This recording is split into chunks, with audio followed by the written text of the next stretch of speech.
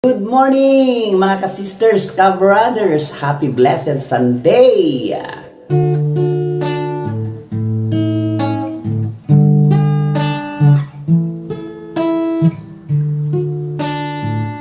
Mahal kita,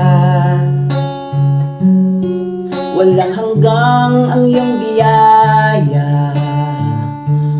Buong buhay, hawak mo sa iyong kamay. Mula sa aking pagmulat hanggang sa paghimbing, aawitin ko ang kabutihan ng Diyos. Ika'y tapat sa habang buhay,